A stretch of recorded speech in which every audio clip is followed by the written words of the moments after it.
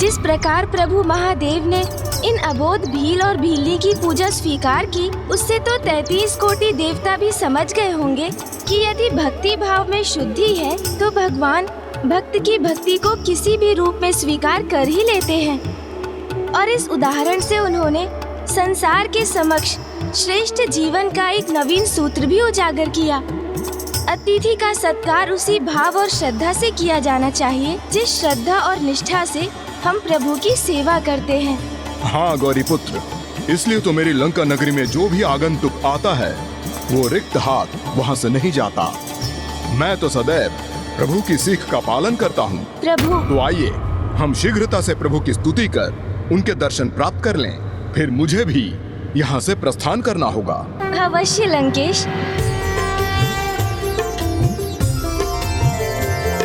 त्रयंबकं सदाशिवं नमामि हे उमापति, जनीलकंठ जय अनंत नमोस्तुते नमोस्तुते। हो भोलेनाथ भक्तों के हो कष्टों से निवारते, ये सृष्टि सारे संकटों से शिव ही है उबारते। ओम नमः शिवाय, ओम नमः शिवाय।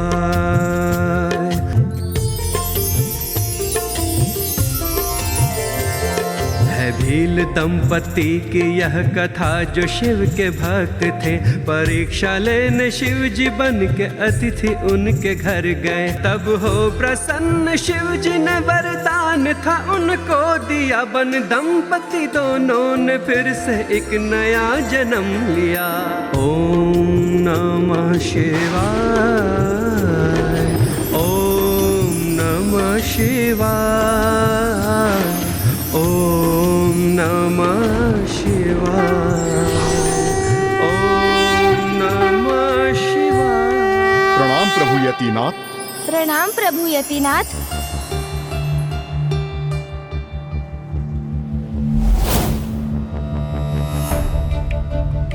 प्रभु, आपकी ही इच्छा और आपके ही उपकार से मैंने इन आत्मलिंग को प्राप्त किया है, और आपके ही इच्छा अनुसार मैं आत्मलिंग को लेकर गोकर्ण पहुंच चुका हूं, और अब मुझे आपके दर्शन भी प्राप्त हो गए। तो अविलंब मैं लंका के लिए प्रस्थान करूंगा, और आपकी कृपा से एक ही उछाल में लंका भी पहुंच जाऊंगा। लंकेश रावण ऐसा इसलिए कह रहे हैं ताकि प्रभु यतिनाथ उनके मार्ग में कोई अवरोध उत्पन्न ना करें, और वो बड़ी ही सरलता से बिना किसी कठिनाई के लंका पहुंच सके। क्यों? तुम यहाँ से तत्काल प्रस्थान करोगे लंकेश? हाँ प्रभु। एक निष्ठावान ब्राह्मण होने के नाते स्वच्छ होकर संध्या वंदना नहीं करोगे?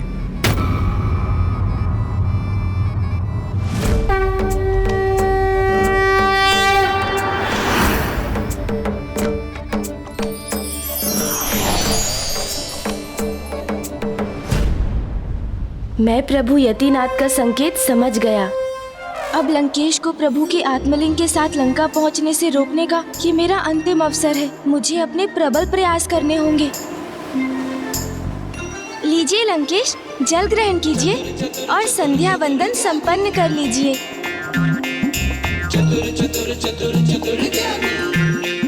नहीं गौरी पुत्र, अब और जल नहीं। मेरा उदर अब जल से भर चुका है।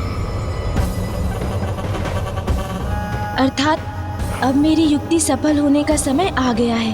प्रतीत होता है लंकेश को लघु शंका का आभास हो चुका है। मेरे विचार से तो मुझे क्षण भर का भी विलंब नहीं करना चाहिए। संध्या वंदन मैं लंका पहुंचकर ही कर लूंगा, प्रभु के आत्मलिंग को लंका स्थापित करने के उपरांत। किंतु मुझे तो प्रतीत हुआ था लंकेश को लघु शंका आ जाएगी।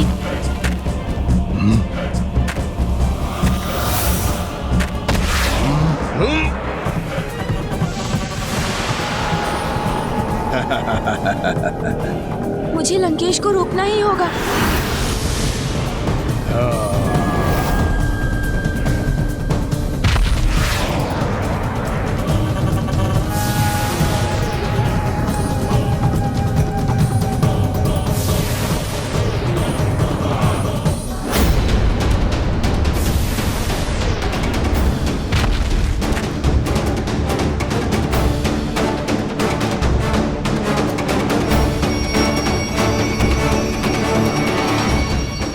के आत्मलिंग के साथ लंका लौटने पर मैं तुम्हारा स्वागत करती हूँ पुत्र लंकेश।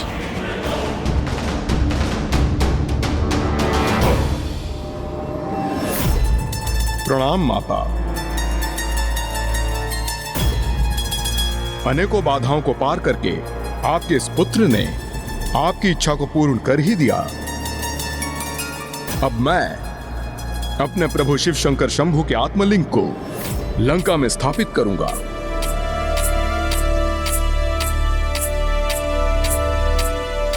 जय शिव शंकर शंभु।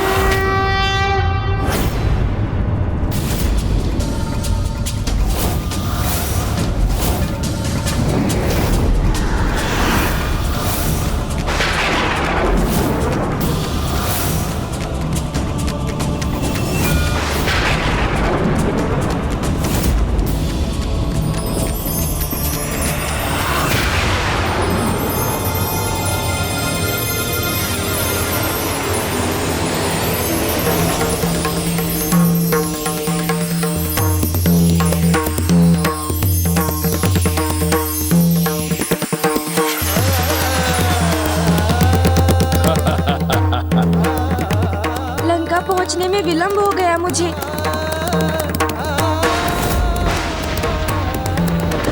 और प्रभु के आत्मलिंग के लंका में स्थापित होने के कारण कैलाश अब अपनी दिव्य आभा से वंचित हो रहा है।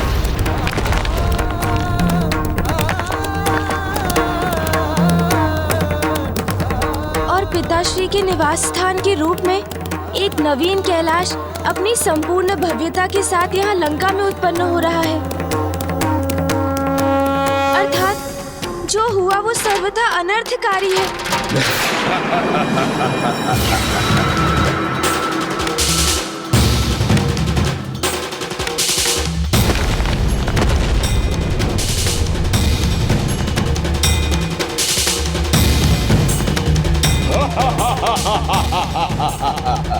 प्रभु के आत्मलिंग को लंका में स्थापित कर ही दिया मैंने।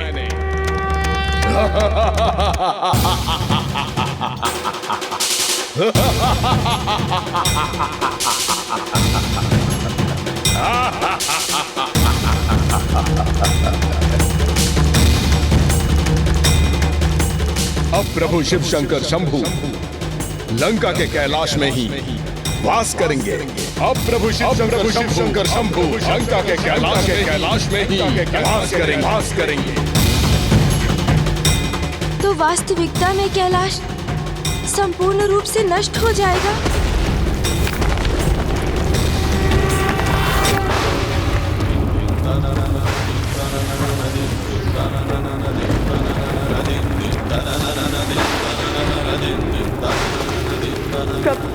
प्रभु कैलाश पर छाए संकट को दूर कीजिए प्रभु।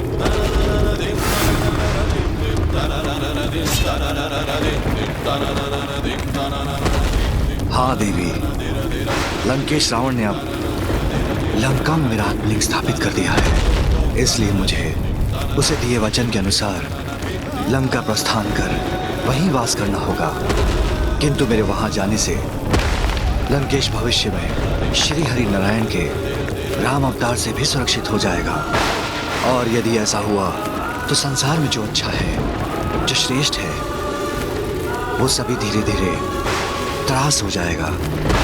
अधर्म, अनाचार बढ़ जाएगा। उससे तो उत्तम यही होगा कि प्रलय के निर्धारित समय के पूर्व ही प्रलय उत्पन्न कर इस सृष्टि का सर्वनाश कर दूं। तब एक नवीन पाप रहित संसार का पुनः निर्माण संभव हो सकेगा।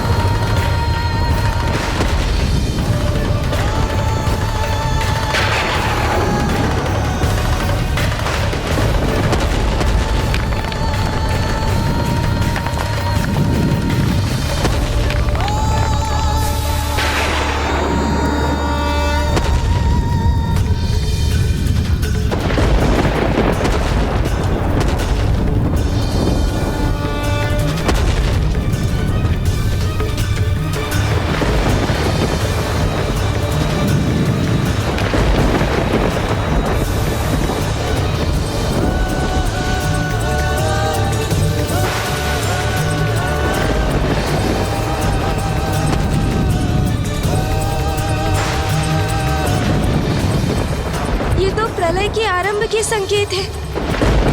अर्थात मैं संसार के इस संकट को दूर करने में असफल हो गया।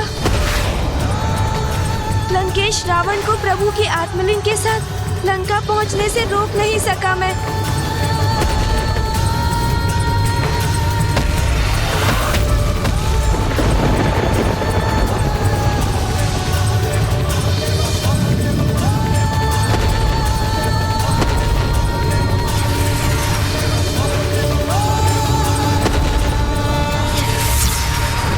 गौरीपुत्र,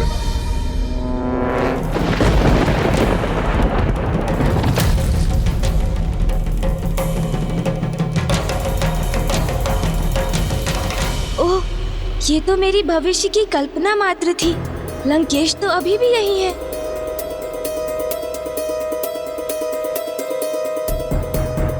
अब मुझे एक क्षण कभी विलंब नहीं करना चाहिए गौरीपुत्र। संध्या वंदन तो मैं लंका पहुंचकर ही करूंगा, आत्मलिंग को वहां स्थापित करने के उपरांत।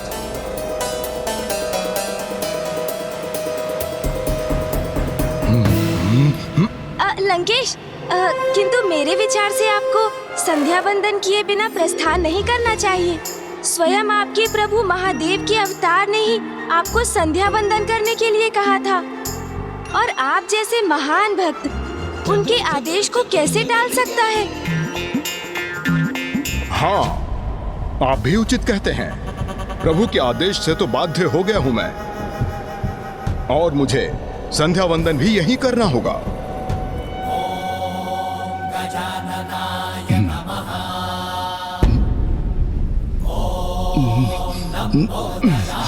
और फिर मुझे लघु शंका भी जाना होगा। लघु शंका से निवृत्त होने हेतु मुझे प्रभु के आत्मलिंग को कुछ समय के लिए गौरीपुत्र को ही सौंपना होगा, क्योंकि यदि मैंने आत्मलिंग को यहाँ किसी स्थान पर स्थापित किया तो फिर वो तो भूमि का स्पर्श करते ही यहीं स्थापित हो जाएंगे। किंतु क्या मेरे द्वारा इन्हें गौरीपुत्र को सौंपना उचित होगा? प्रतीत होता है उचित समय पर लंकेश को लघु शंका का आभास हो गया। अन्यथा मैं तो इसी चिंता में था कि कहीं मेरी युक्ति विफल ना हो जाए। नहीं, प्रभु के आत्मलिंग को लेकर मैं गौरीपुत्र का विश्वास नहीं कर सकता। किंतु फिर मेरी सहायता हेतु कोई अन्य है ही कहाँ? अब मुझे अपनी योजना के द्वितीय चरण को क्रियान्वित करना होगा। लंकेश, आपके साथ यहाँ तक की यात्रा तो अति आनंददायक रही। अब यहाँ से आपके और मेरे मार्ग पृथक हैं। प्रभु के अवतारों की कथाएं सुनाने के लिए आपको अनेकों धन्यवाद।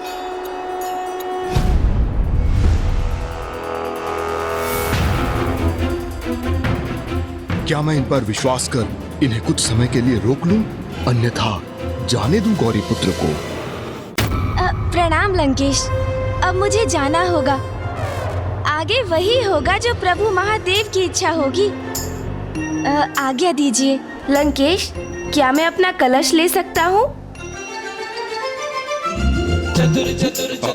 हाँ गौरीपुत्र। चतुर चतुर चतुर चतुर ज्ञानी,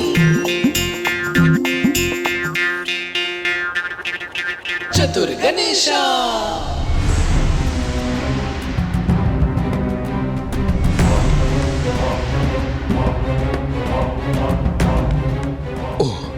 अत्यंत तीव्र लघु शंका का आभास हो रहा है मुझे। कदाचित मैंने कुछ अधिक ही जल ग्रहण कर लिया। मुझे गौरीपुत्र को ही रोक लेना चाहिए। गौरीपुत्र, गौरीपुत्र तो इतने शीघ्र चले भी गए यहां से। अब मैं क्या करूं? शीघ्र ही मुझे कोई उपाय ढूंढना होगा, अन्यथा विकट स्थिति उत्पन्न हो जाएगी। कोई है यहां? मुझे सहायता चाहिए। कोई है?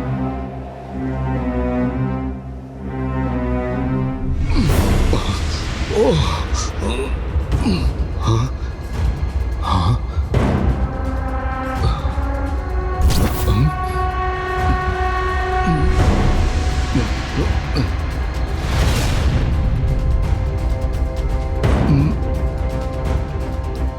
जहां मेरा आत्मलिंग थल का स्पर्श करेगा वो सदा के लिए वही स्थापित हो जाएगा। नहीं नहीं, भले ही कुछ भी हो जाए, मैं बिना संध्या वंदन किए इस लघु शंका को सहते हुए ही लंका पहुंचने पर विवश क्यों ना हो जाऊं, किंतु मैं प्रभु के आत्मलिंग को यहां भूमि पर स्थित कर गोकर्ण की भूमि पर तो कदापि स्थापित नहीं होने दूंगा।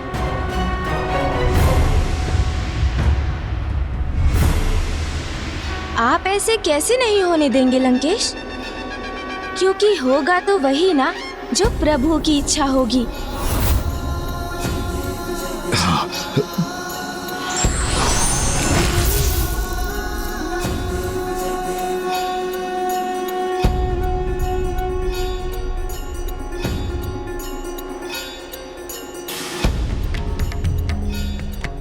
हे प्रभु महादेव, अब आप ही मेरी सहायता कर सकते हैं। ओम नमः शिवाय, ओम नमः शिवाय, ओम नमः शिवाय, ओम नमः शिवाय, ओम नमः शिवाय, ओम नमः शिवाय। किसी का तो आगमन हुआ है यहाँ। प्रभु को अनेकों धन्यवाद।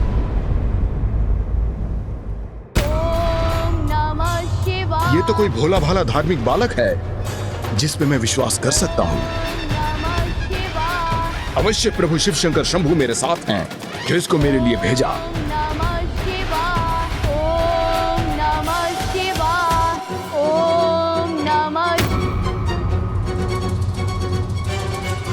कौन है आप और आपने मेरा मार्ग क्यों रोका है? भयभीत ना हो बालक, मैं तुम्हें यहाँ क्षति पहुंचाने नहीं आया हूँ। मैं तुमसे सहायता मांगने का इच्छुक हूँ। आप जैसे महान अत्यंत बलशाली दिखने वाले योद्धा को भला मुझ जैसे छोटे दुर्बल निर्धन ब्राह्मण बालक की क्या सहायता चाहिए? मात्र इतना ही करना है तुम्हें कि शिवलिंग को कुछ समय तक अपने हाथों में थाम कर रखना है, जिससे मैं स्वच्छ होकर अपना संध्या वंदन पूर्ण कर सकूं।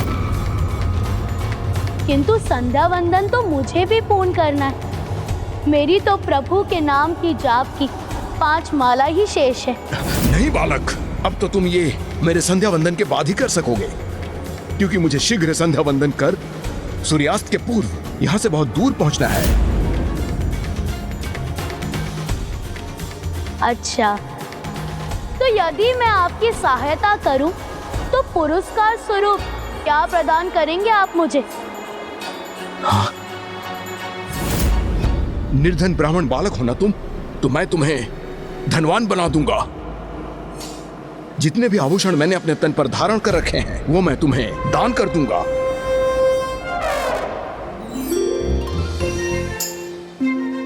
वो ही नहीं, अपने भुजबंद और अन्य आभूषण भी दे दूंगा तुम्हें। इतने में भी संतुष्ट नहीं हो तुम?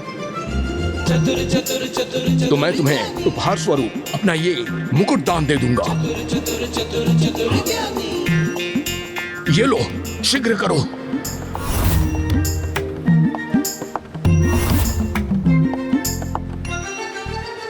उचित है, उचित है। किंतु मैं इन आत्मलिंग को अपने एक हाथ से थाम तो सकूंगा ना, क्योंकि मुझे अपने दूसरे हाथ से प्रभु नाम की जाप की शेष 5 मालाओं को भी तो पूर्ण करना है।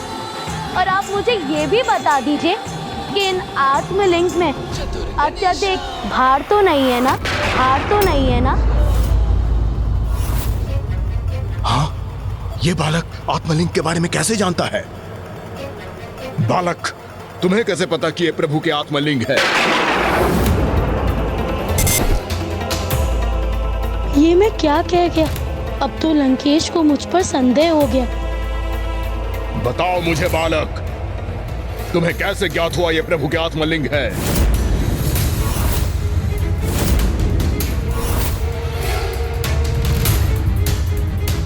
योद्धा जी, मैं भोला हूँ, बालक हूँ, किंतु ना समझने। ऐसी अनुपम दिव्यता संपन्न शिवलिंग कोई साधारण शिवलिंग तो नहीं हो सकती। वो अवश्य प्रभु की आत्मलिंग ही होंगे ना? किंतु यदि आपको मुझसे सहायता नहीं चाहिए तो मैं प्रस्थान करता हूँ। चतुर गणेशा। ओम नमः शिवाय। रुको।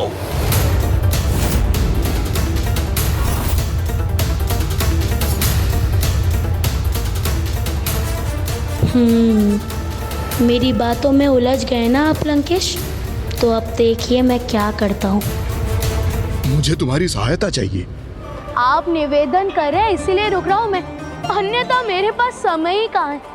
शीघ्र सूर्यास्त होने जा रहा है और मुझे अपना संध्या वंदन भी पूर्ण करना है।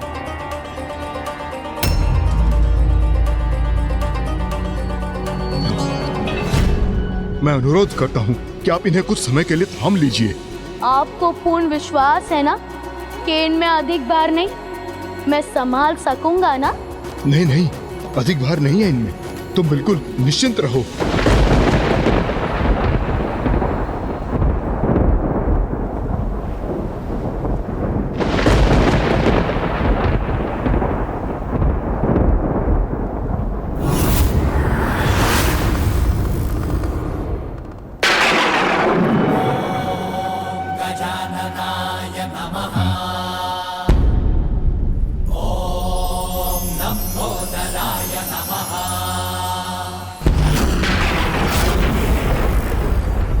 योद्धा जी, आपने असत्य कहा मुझसे कि इनमें अधिक भार नहीं है।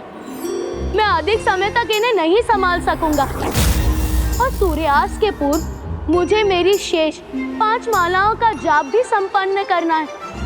तभी तो मेरा संध्या वंदन पूर्ण होगा।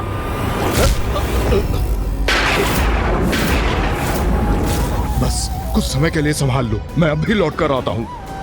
अच्छा इतना तो करो, जब तक तुम्हारे 5 माला का जाप संपन्न होता है तब तक ही संभाल लो। मुझे तो मेरी 1 माला पूर्ण करने में 1 ही घड़ी का समय लगता है। किंतु 5 घड़ी के लिए संभाल लो, मैं तत्काल लौट आऊंगा। सत्य कह रहे ना आप? 5 घड़ी में मेरी 5 मालाओं का जाप संपन्न होने तक आप लौट आएंगे ना? हाँ। यदि आप नहीं आए तो फिर मैं इसे भूमि पर ही स्थित कर दूंगा। उचित है, यदि मैं तब तक नहीं आया तो यही कहीं स्थित कर देना। उचित है, तो आप 5 घड़ियों में लौट आइए। हाँ। अन्यथा मैं इन्हें यहीं कहीं स्थित करने पर विवश हो जाऊंगा। ये स्वीकार है ना आपको? हाँ हाँ स्वीकार है, किंतु ऐसा कदापि नहीं होगा। उससे पूर्व ही मैं लौट आऊंगा।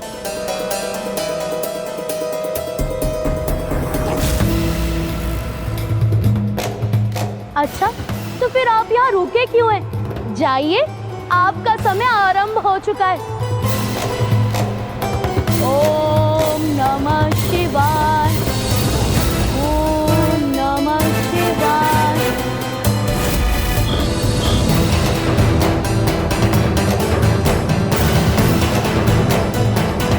ओम नमः शिवाय। ओम नमः शिवाय। ओम नमः शिवाय। 1 माला पूर्ण हुई, अर्थात प्रथम घड़ी समाप्त हुई। हाँ? ओम नमः शिवाय। ओम नमः शिवाय। ओम नमः शिवाय। ओम।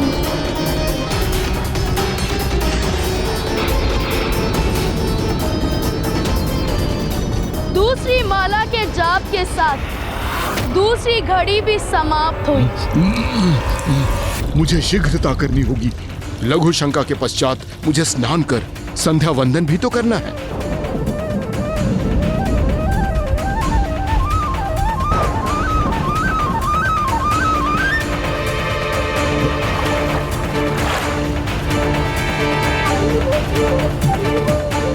अब तीसरी घड़ी भी समाप्त हो गई।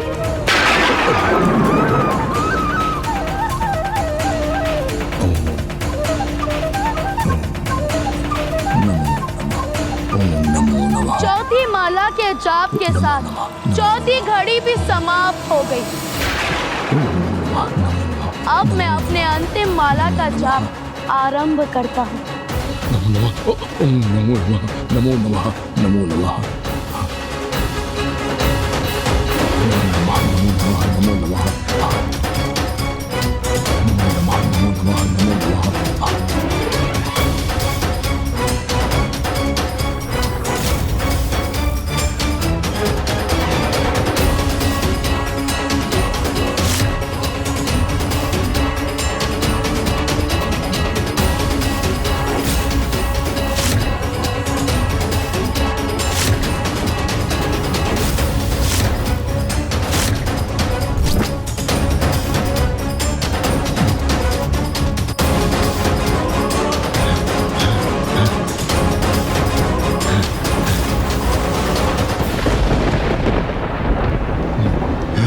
अर्थात अब मेरी 5वीं माला भी पूर्ण हुई। अब 5 घड़ियों का समय समाप्त हुआ। नहीं, हाँ नहीं बालक, मैं आ रहा हूँ। आत्मलिंग को भूमि पर स्थित मत करना। तुम मेरा आत्मलिंग अपने साथ अवश्य ले जा सकते हो रावण, किंतु स्मरण रखना, आज सूर्यास्त से पूर्व तुम्हारी इच्छा के अनुसार जहां मेरा आत्मलिंग थल का स्पर्श करेगा वो सदा के लिए वही स्थापित हो जाएगा।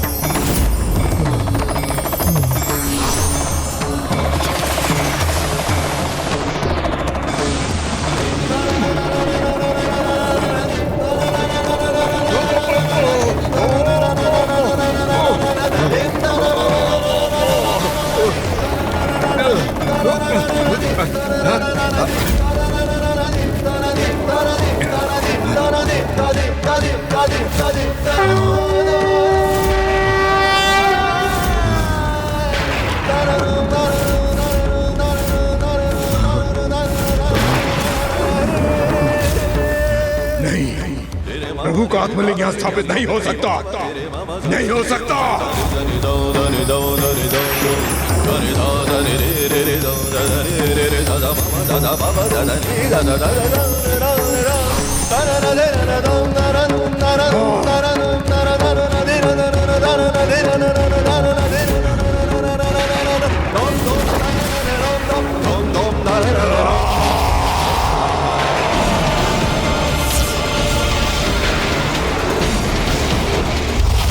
पुत्र, जाओ, जाकर प्रभु महादेव का आत्मलिंग लेकर आओ। इस बार मैं प्रभु महादेव को अपने साथ लेके ही लौटूंगा, अन्यथा आपको कभी अपना मुख नहीं दिखाऊंगा मैं।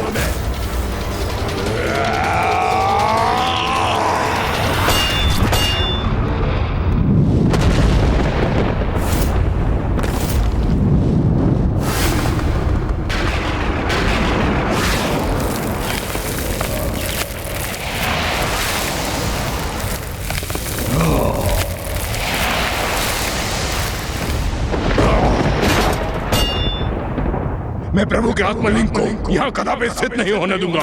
अपने साथ लंका ले जाकर ही रहूंगा।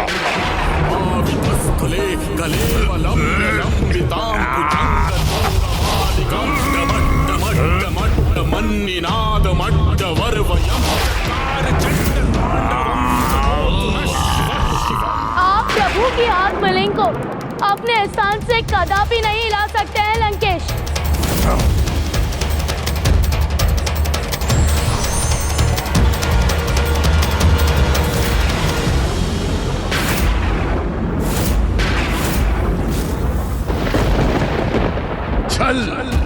छल हुआ है मेरे साथ। दशानन, जल ग्रहण कीजिए, जल ग्रहण कीजिए, जल ग्रहण कीजिए, आप जल ग्रहण कीजिए, आप आप जल ग्रहण कीजिए। जितना जल ग्रहण कर सकते हैं कर लीजिए। गौरी पुत्र, आप मुझे छलने के लिए मेरे साथ बने रहे। नहीं लंकेश, मैं इस संपूर्ण समय आपके साथ इसलिए था जिससे आप आत्मलिंग को लंका ले जाने की भूल ना करें।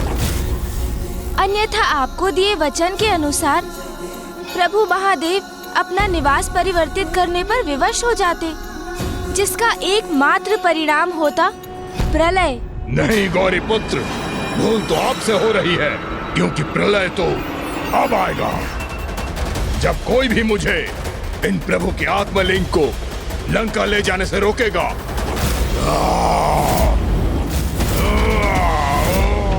लंकेश, अब अपना ये प्रयास यहीं रोक दीजिए आप, क्योंकि इन्हें यहाँ से विस्थापित का प्रयत्न करना पाप होगा। और इतने महाज्ञानी होने के बाद भी ऐसा अनर्थ करने की मूर्खता मत कीजिए आप। आपके लिए मूर्खता होगी गौरी पुत्र, किंतु मेरे लिए ये उद्देश्य है। आप जो चाहते थे आपने वो किया, अब जो मैं चाहूंगा वही होगा। उसमें आपका कोई भी हस्तक्षेप स्वीकार नहीं करूंगा।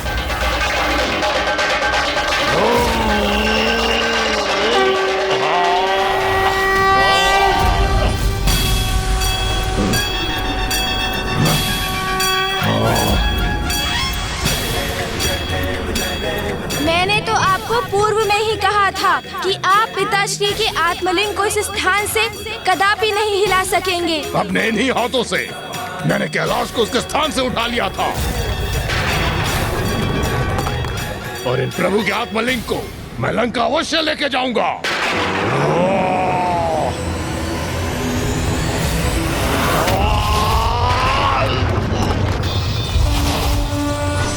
वहीं रुक जाइए लंकेश, क्योंकि जो कुछ भी हुआ प्रभु महादेव की इच्छा से ही हुआ, इसलिए उनकी इच्छा के विरुद्ध जाने का दुस्साहस मत कीजिए आप।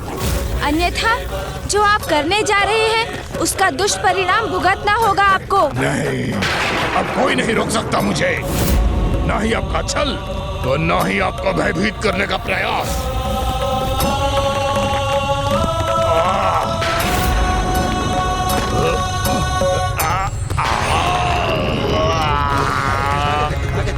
जय शिव शंकर शंभू। लंकेश, आप जो कर रहे हैं सर्वथा अनुचित है। वो उन सभी सीखों के विपरीत जा रहे हैं आप, जिनका उल्लेख आपने प्रभु शिव के अवतारों की कथाओं में स्वयं किया था लंकेश।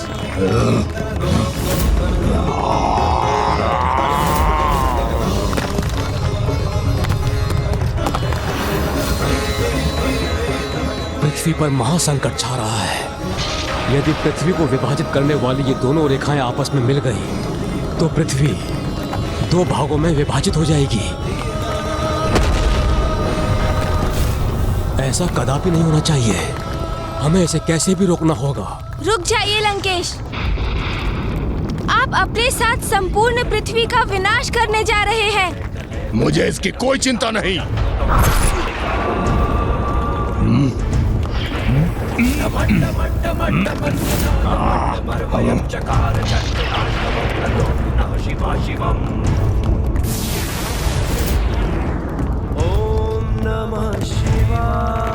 लंकेश ने तो जैसे निश्चय ही कर लिया है कि वो अपनी हट में पृथ्वी का विनाश ही कर देगा। ओम नमः शिवाय, ओम नमः शिवाय। आज तो मैं सफल होकर ही रहूंगा।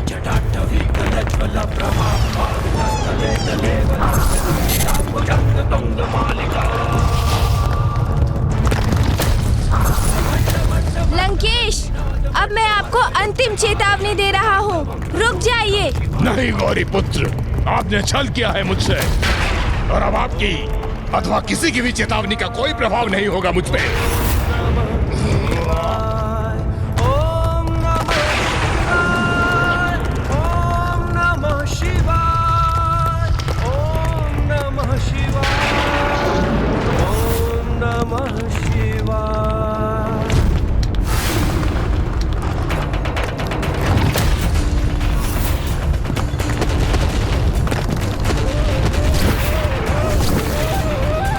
प्रभु भूदेवी संकट में है, सृष्टि विनाश के निकट है। प्रभु, आपका अहंकारी और हड्डी भक्त धरती को ही संकट में डाल रहा है। प्रभु,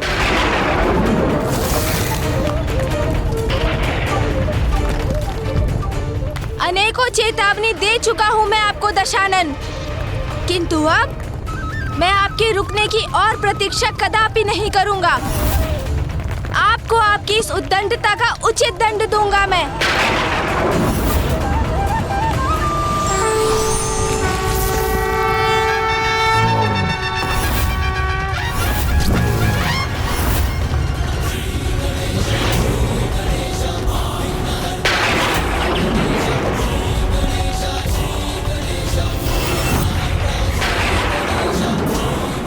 हम पूज्य गणेश जी ने विराट रूप धारण कर लिया है।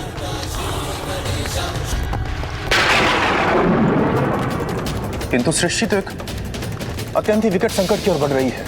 लंकेश रावण ने कितनी अनिष्टकारी परिस्थिति उत्पन्न कर दी है और अभी भी वो रोकने के लिए तैयार नहीं है।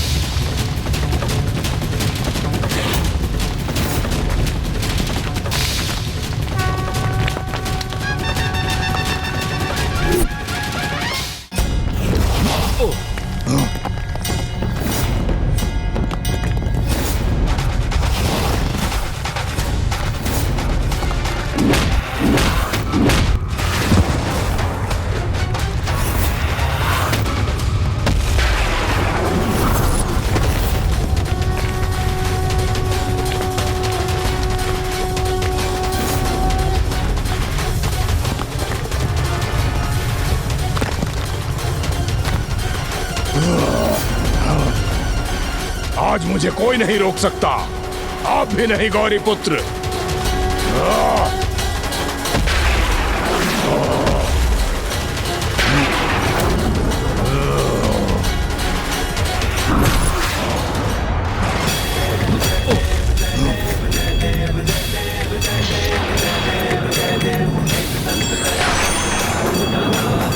आप मुझे मेरी शक्ति का प्रयोग करने के लिए विवश कर रहे हैं गौरी पुत्र।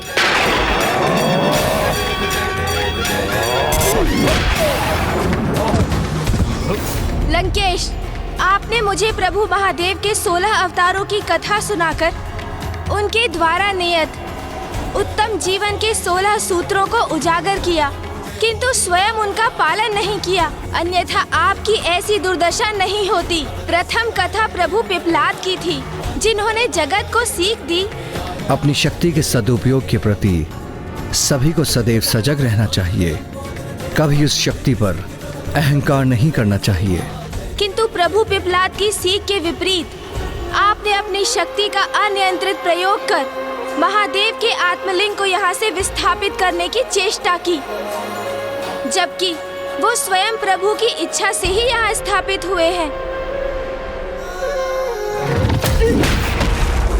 फिर प्रभु नंदेश्वर की कथा से ये सीख प्राप्त हुई, प्रभु की भक्ति को हृदय में धारण कर बढ़ने से किसी भी कार्य में सफलता प्राप्त हो सकती है।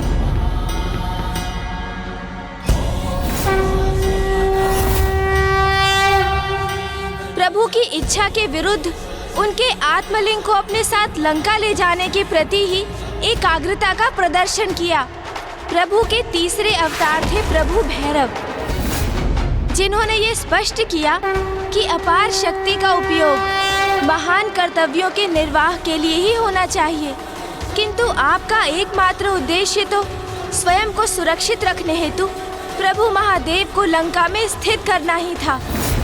प्रभु के चौथे अवतार प्रभु वीरभद्र के माध्यम से उन्होंने ये स्थापित किया कि जो ज्ञानी और शक्तिशाली होते हैं उन्हें कभी भी निष्क्रिय रहकर अधर्म और अन्याय का मूक समर्थन नहीं करना चाहिए, किंतु आप तो महाज्ञानी और महाबली होते हुए भी स्वयं अधर्म के पथ पर ही अग्रसर रहे। प्रभु के पांचवें अवतार प्रभु गृहपति थे, जिनसे ये सीख प्राप्त हुई? प्रबल इच्छा शक्ति और पूर्ण निष्ठा एवं श्रद्धा से कुछ भी संभव हो सकता है। प्रत्येक जीव को कभी भी किसी से वो कदापि नहीं मांगना चाहिए जिसे प्रदान करना देने वाले को कठिन हो। किंतु आपका उद्देश्य तो श्रद्धा से नहीं अपितु स्वार्थ से प्रेरित था। यदि निश्चल भक्ति से प्रभु की आराधना करते तो आपको स्वतः ही भोलेनाथ का सानिध्य प्राप्त होता और स्वयं को सुरक्षित रखने हेतु और आपको प्रभु के आत्मलिंग की आवश्यकता ही ना होती। अपना हठ त्याग दो और यहाँ से तत्काल प्रस्थान कर लो लंकेश, यही तुम्हारे लिए हितकर है। अन्यथा मैं विवश होकर वो करने वाला हूँ जिससे कदाचित अब तुम तो क्या संपूर्ण सृष्टि ही अनभिज्ञ है। प्रभु की आराधना करते तो आपको स्वतः ही भोलेनाथ का सानिध्य प्राप्त होता और स्वयं को सुरक्षित रखने हेतु और आपको प्रभु के आत्मलिंग की आवश्यकता ही नहीं होती। प्रभु के छठे अवतार थे प्रभु शरभ, जिन्होंने ये सीख दी कि विजय प्राप्ति के उपरांत अहंकार के वश में आकर स्वयं पर नियंत्रण नहीं खोना चाहिए। किंतु आपने तो प्रभु के आत्मलिंग को प्राप्त करने पर भी अपने अहंकार से मुक्त नहीं हुए और प्रभु महादेव से कैलाश का ही त्याग करवाने का संकल्प ले लिया। तो मैंने क्या बुरा किया गौरी पुत्र?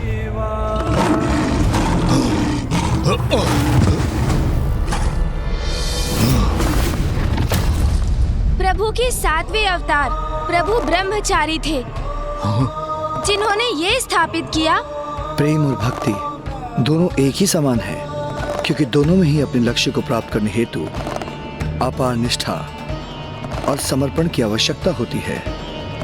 किंतु आपने भक्त के कर्तव्य से भटक कर स्वार्थवश उनके आत्मलिंग को लंका ले जाने का प्रयास किया।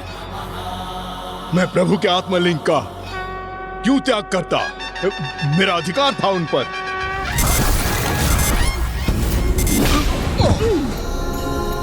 अधिकार? कैसा अधिकार लंकेश? कदाचित आपको प्रभु के आठवें अवतार प्रभु सुनट नर्तक की कथा से प्राप्त सीख का स्मरण नहीं हुआ? भले ही मैं तुम्हें याद नहीं लौटा रहा हूँ, तो अधिक समय तक इसे अपने पास नहीं रख सकोगे। समय आने पर ये अपने उचित स्थान पर लौट जाएंगे। जो तुम्हारा है ही नहीं, वो तुम्हारा कैसे हो सकता है? किंतु आपने तो समस्त मर्यादाओं का ही परित्याग कर दिया।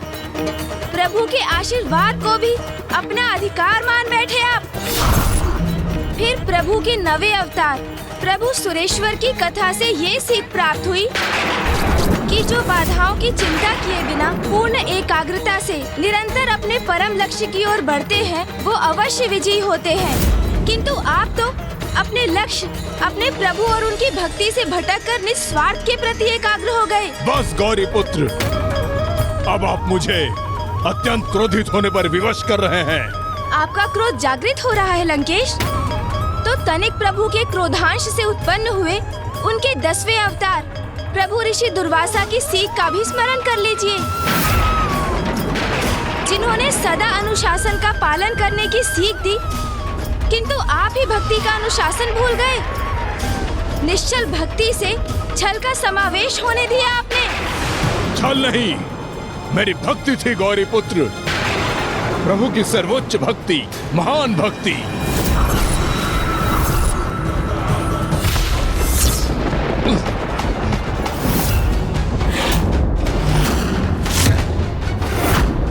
प्रभु के 11वें अवतार प्रभु अवधूत की सीख का स्मरण हुआ आपको?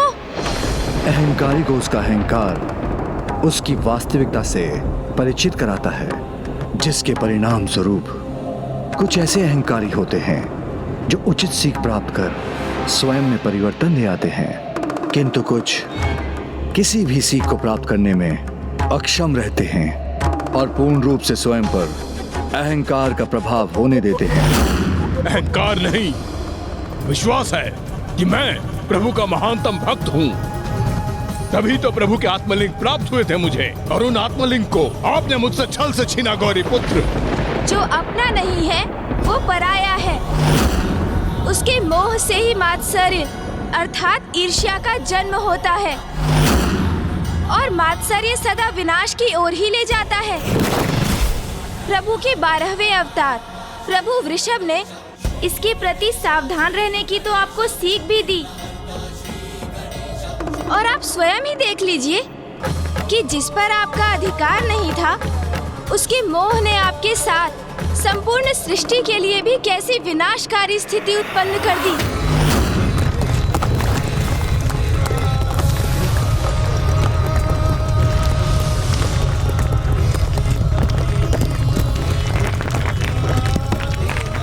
प्रभु के आत्मलिंग पर आए नहीं, मेरे हैं वो।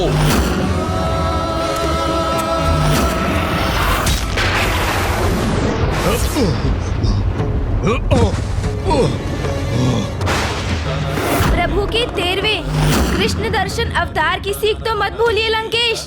ये तो ज्ञात है ना आपको कि आसक्ति से ही दुर्गति है। किंतु आपने कहा प्रभु के आत्मलिंग के प्रति अपनी आसक्ति का परित्याग किया। आसक्ति के स्थान पर श्रद्धा, भक्ति और प्रभु के अटूट विश्वास को आत्मसात करना चाहिए था आपको, क्योंकि प्रभु अपने भक्तों के विश्वास को कभी खंडित नहीं होने देते। यही सीख थी ना प्रभु के 14वें अवतार प्रभु भिक्षुवर्य की। किंतु आपको किसी भी सीख का क्या लाभ, क्योंकि आपको तो एकमात्र अपनी शक्ति में ही विश्वास है लंकेश।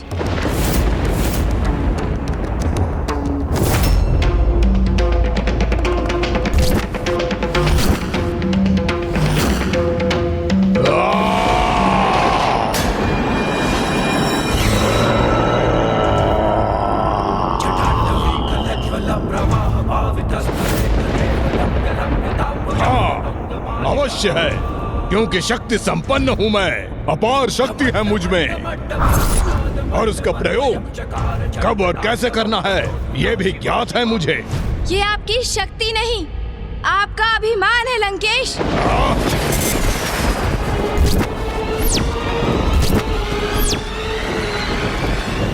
चंद्रहास? ये क्या? दशानन ने तो महादेव द्वारा दिए गए चंद्रहास को ही उनके पुत्र के समक्ष प्रकट कर लिया। नहीं लंकेश, अब और भूल मत कीजिए।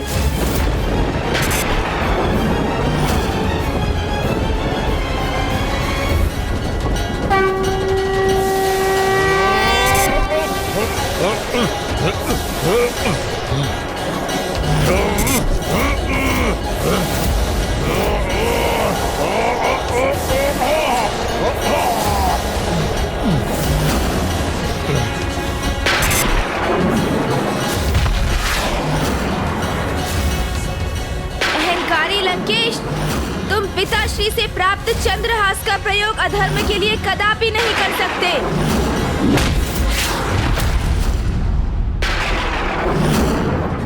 प्रभु के 15वें अवतार प्रभु यक्ष की सीख का स्मरण कीजिए। सदा स्मरण रखना, मात्र ज्ञान अथवा सीख देने से पुण्य प्राप्त नहीं होता, स्वयं उस सीख का पालन करना भी अति आवश्यक है। किंतु आपने अपने अभिमान को अपने आचरण का अभिन्न अंग बना रखा है, और आपने प्रभु के 16वें अवतार प्रभु यतिनाथ की जो कथा अंत में सुनाई थी, उनसे यही सीख प्राप्त होती है कि अतिथि देवो भवः, अर्थात अतिथि ही भगवान के स्वरूप होते हैं। किंतु आपने तो प्रभु को अतिथि के स्थान पर बंदी बनाकर लंका में स्थित करने का लक्ष्य निर्धारित किया हुआ था। अपने ही आराध्य के साथ छलावा कर उन्हें विवश करते हैं आप, फिर इसका दंभ भी करते हैं कि आप उनके महानतम भक्त हैं। आप जैसे मिथ्या भक्ति करने वालों को ही भक्ति का वास्तविक मर्म सिखाने हेतु प्रभु महादेव अपना अगला अवतार लेने वाले हैं। नहीं। आप क्या समझ रहे थे? मुझे प्रभु के अवतारों का ज्ञान नहीं? नहीं। मैं तो आपको मात्र लंका जाने से रोकने के लिए ही आपसे उनके अवतारों की कथाओं का श्रवण कर रहा था, क्योंकि मुझे तो प्रभु के वो अवतार भी ज्ञात हैं जो भविष्य में प्रकट होंगे, और प्रभु के अगले अवतार हैं प्रभु श्री राम के अनन्य भक्त महाबली हनुमान। महाबली हनुमान, महाबली हनुमान।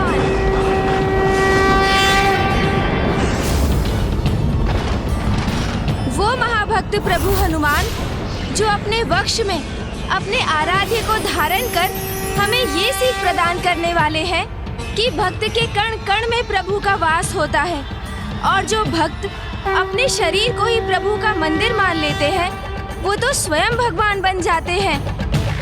कदाचित उनकी भक्ति देखकर आपको निश्चल भक्ति का महत्व समझ में आएगा।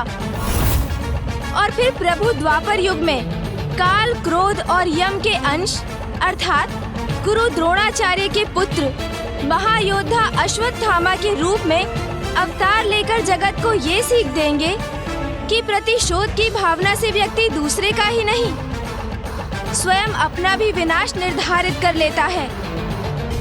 और प्रभु के 19वें अवतार होंगे प्रभु किरात, जो एक वनवासी के रूप में धर्मपरायण योद्धा पांडु पुत्र अर्जुन की परीक्षा लेने के उपरांत उन्हें पशुपति अस्त्र प्रदान करेंगे और संसार को ये सीख देंगे कि वास्तविक योद्धा वो होता है जो अपने पराक्रम से युद्ध भूमि में विजय तो प्राप्त करता ही है, प्रभु के हृदय में भी अपना स्थान बनाने में सफल होता है। और एक परम भक्त योद्धा का आचरण आपके सर्वथा विपरीत होता है, क्योंकि आपने तो तपस्या के माध्यम से भी अपनी स्वार्थ की पूर्ति हेतु अपने भगवान से भी छल किया।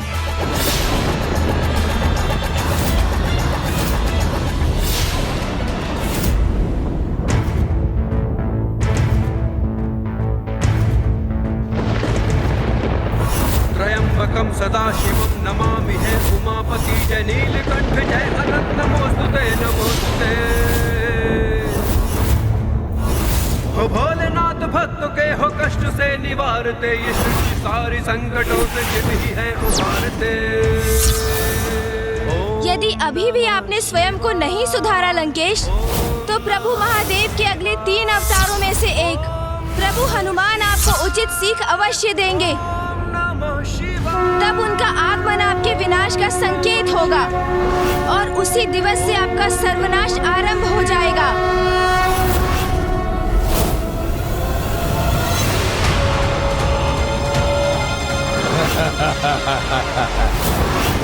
ये सब कहकर आप मुझे भयभीत कर रहे हैं गौरी पुत्र, किंतु ऐसा कुछ भी नहीं होगा, क्योंकि कोई भी शक्ति, कोई भी अवतार मुझे लंकेश रावण को कोई क्षति नहीं पहुंचा सकता। ये दशानन तो अपनी हट पर अड़ा है। अब प्रथम पूज्य गणेश जी दशानन के साथ कैसा व्यवहार करेंगे?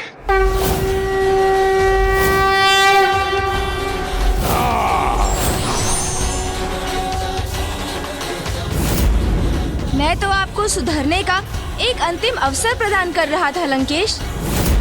आप अपनी भूल स्वीकार कर सकें, इसलिए मैंने पुनः प्रभु महादेव के सभी अवतारों से प्राप्त सभी सीखों का उल्लेख किया।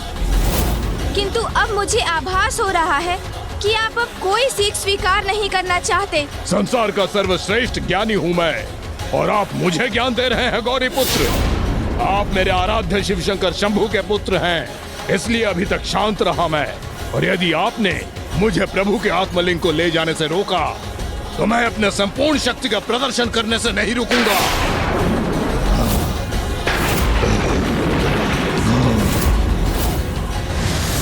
ये लंकेश तो सुधरने के स्थान पर पुनः अपने विनाश को आमंत्रित कर रहा है। सर्वश्रेष्ठ ज्ञानी के लिए भी ये कथन सर्वथा उपयुक्त है। विनाश काले विपरीत बुद्धि।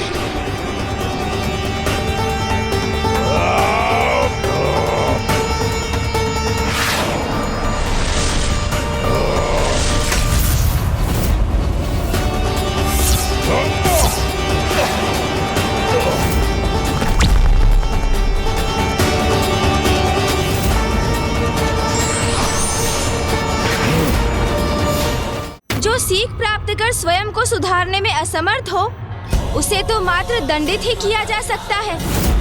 अब आप अपनी मृत्यु के लिए तैयार हो जाइए लंकेश।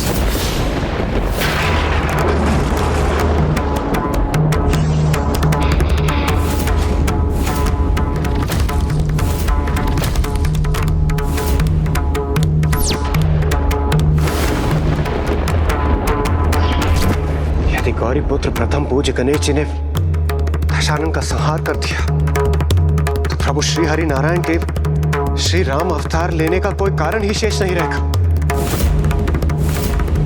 प्रभु महादेव के समस्त अवतारों को प्रथम पूज्य गणेश जी ने तो लंकेश को दंडित करने से रोक दिया, किंतु क्रोधवश स्वयं वही करने जा रहे हैं। नहीं, कुछ नहीं हो सकता मुझे। प्रभु रोक लीजिए पुत्र गणेश को, अन्यथा ना ही प्रभु राम अवतार प्रकट होंगे और ना ही आपके प्रभु हनुमान के प्रकट होने का कोई कारण शेष रहेगा।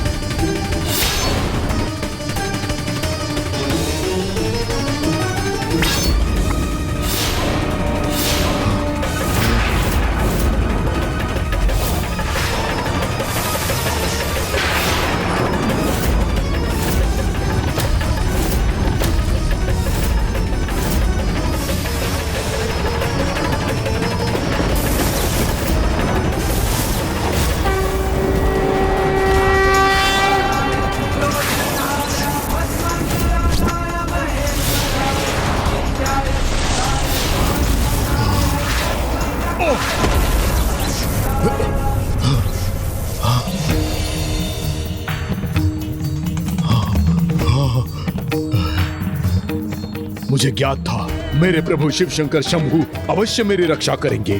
पिताश्री ने अपने त्रिशूल से मेरे वार को क्यों निरस्त कर दिया?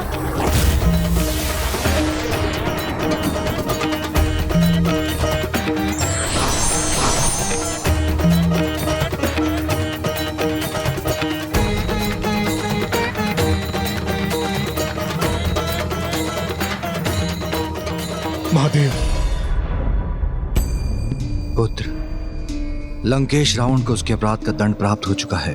वो आत्मलिंग खो चुका है और यहीं से उसके पापों की गागर बिफरनी आरंभ हो चुकी है, किंतु हमें अभी भी उसे एक भूल सुधारने का अवसर प्रदान करना चाहिए। जैसी आपकी आज्ञा पिताश्री।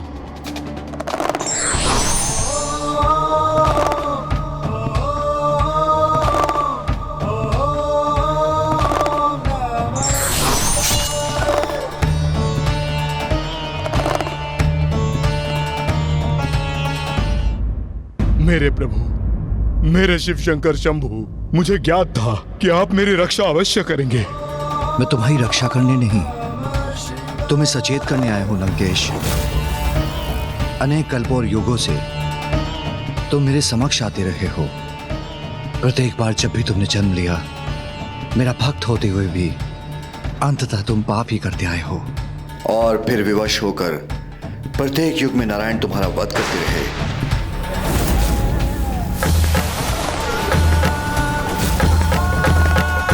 प्रत्येक जन्म में तुमसे एक ही आशा रही है कि इस जन्म में तुम अवश्य सुधर जाओगे, किंतु तुमने मुझे सदा निराश ही किया है लंकेश। प्रत्येक कल्पों और युग में ही नहीं, अपितु प्रत्येक ब्रह्मांडों में तुम इन्हीं भूलों को दोहराते हो और दंडित होते हो।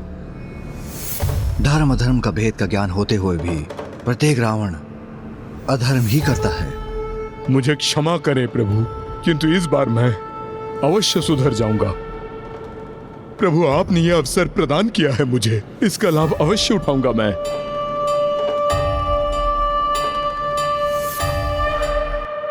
हे गौरी पुत्र, मुझे प्रत्येक भूल की क्षमा दीजिए। लंकेश, आप इसे अपना अंतिम अवसर ही समझिए और प्रभु महादेव के 19 अवतारों से प्राप्त प्रत्येक सीख का पालन भी कीजिए, अन्यथा आप स्वयं अपने विनाश को आमंत्रित करेंगे।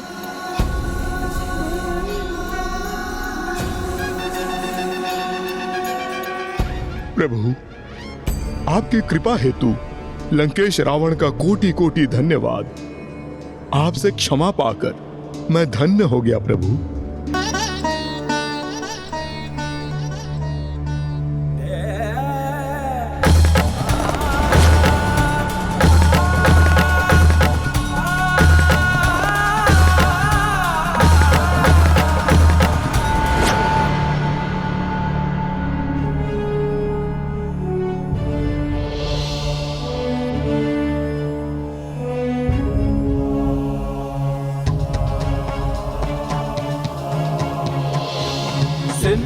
सिन्दूरवर्णं द्विभुजं गणेशं लम्बोदरं पद्मदले निविष्टं ब्रह्मादिदेवः परिसेव्यमाननं सिद्धैर्युतं तं प्रणमामि देवं सिन्दूरवर्णं द्विभुजं गणेशं लम्बोदरं पद्मदले निविष्टं ब्रह्मादिदेवः परिसेव्यमाननं सिद्धैर्युतं तं प्रणमामि देवं सिन्दूरवर्णं द्विभुजं गणेशं लम्बोदरं पद्मदले निविष्टं ब्रह्मादिदेवः परिसेव्यमाननं सिद्धैर्युतं तं प्रणमामि देवम्। गौरी पुत्र प्रथम पूज्य गणेश जी की जय। गौरी पुत्र प्रथम पूज्य गणेश जी की जय। गौरी पुत्र प्रथम पूज्य गणेश जी की जय। विघ्नहर्ता प्रथम पूज्य गणेश जी की जय।